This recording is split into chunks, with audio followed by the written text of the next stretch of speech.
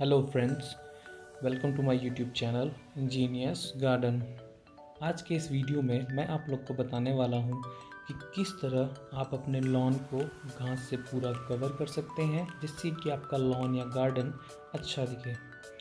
तो आज मैं आप लोगों को डिटेल में पूरी जानकारी दूंगा कि इसे कैसे लगाएं और किन किन चीज़ों को ध्यान में रखें इसे लगाते समय।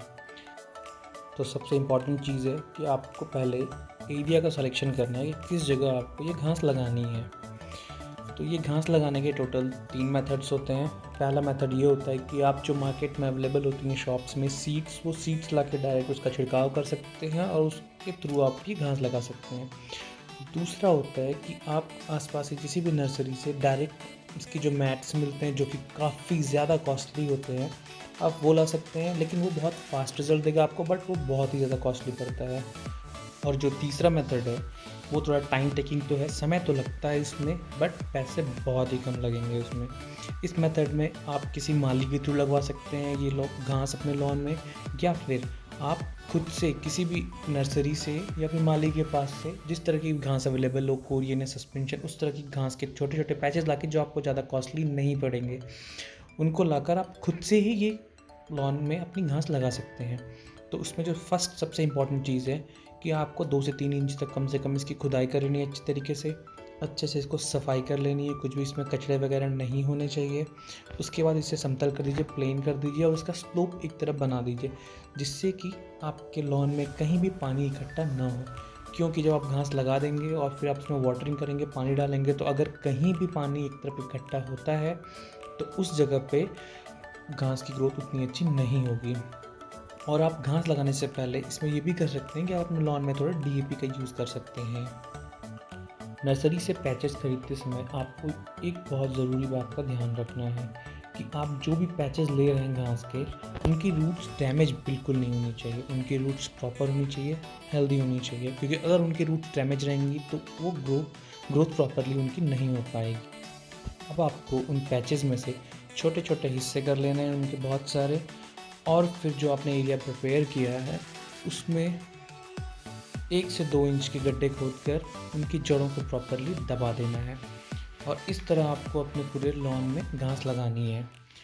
उसके बाद जो आपको चीज़ ध्यान में रखनी है कि इसमें गर्मी के दिनों में हर दिन आपको वाटरिंग करनी है, हर दिन आपको पानी देना है।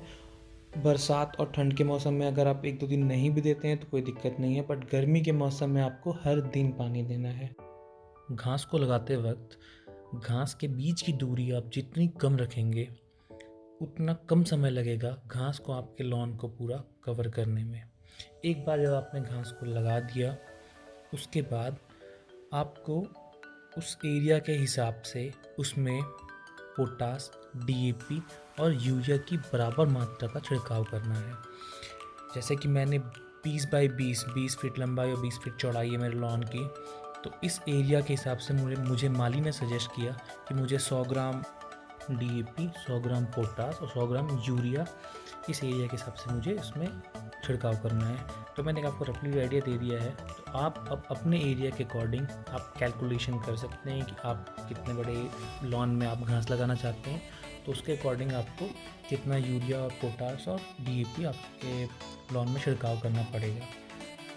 इन तीनों चीज़ों का छिड़काव आपको महीने में कम से कम 2 बार करना है। 15-15 दिन गैप में आपको इन तीनों चीज़ों का छिड़काव करना है, उससे आपका ग्रोथ बहुत ही अच्छा होगा। और जिस दिन भी आप इसका छिड़काव करें उस दिन आप पानी देना बिल्कुल न भूलें। पानी बहुत अच्छे तरीके से दें। अगर बाय मिस्टेक आपने उस दिन पानी नहीं दिया तो ये आपकी घास की जड़ों को डैमेज कर सकती है। अब सबसे लास्ट और सबसे इम्पॉर्टेंट चीज़ जिसको आपको ध्यान रखना है कि इन सब चीज़ को कंप्लीट करने के बाद आपको हफ्ते में 2 दिन आपको समय देना है, और जो भी आपने छोटी छोटी घास लगाई होगी इनके बीच में जो भी कचड़े वाली खरपतवार वाली घासें होंगी उनको बहुत ज़रूरी है सफाई करना।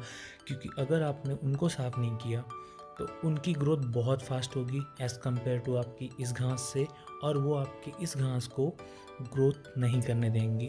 आपकी ये घास वैसी की वैसी पड़ी रहेगी और वो जो खरपतवार वाली घास है वो पूरे लॉन को कवर कर लेगी। एक्चुअली ऐसा एक प्रैक्टिकल एग्जांपल मैंने पड़ोस में अपने देखा था। उन लोगों के यहाँ मुझसे पहले घास लगी थी, और मेरे यहाँ बाद में लगी, बट मैंने प्रॉपरली सफाई की तो मेरे यहाँ आप देख सकते हैं कितना अच्छा लॉन प्रिपेयर हुआ है। उनके यहाँ आज भी कचड़े वाली घास ज़्यादा है और जो ये घास है वो बहुत ही कम है। तो ये बहुत ज़्यादा इम्पोर्टेंट चीज़ है कि आपको हर हफ्ते में 2 दिन कम से कम इनकी सफाई करनी है।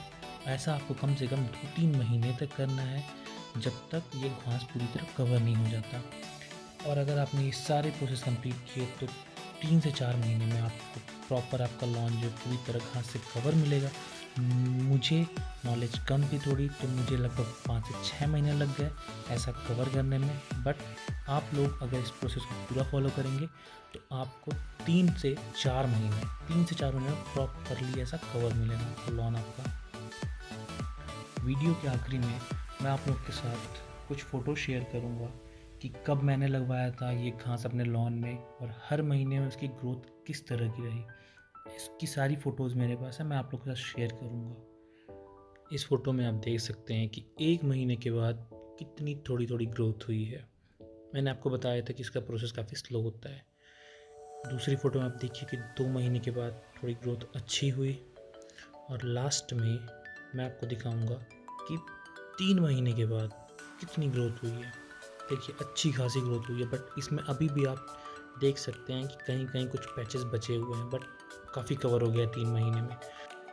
तो अगर आप पूरा प्रोसेस जैसा मैंने बताया वैसे फॉलो करते हैं तो आपको 3 से 4 महीने में पूरा आपका जो लॉन है वो ग्रास से फुल्ली कवर्ड रहेगा। आप देख सकते हैं कि 5 से 6 महीने के बाद कितना सुंदर दिख रहा है ये लश ग्रीन ग्रास मेरे लॉन में, कितना अच्छा दिख रहा है।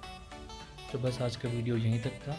अगले वीडियो में मैं आपको बताऊंगा कि एक बार जब आपके घर पे ये घास हो जाती है, आपके लॉन में घास हो जाती है, उसको कैसे मेंटेन करना होता है, किन ज़रूरी बातों का आपको ध्यान में रखना होता है।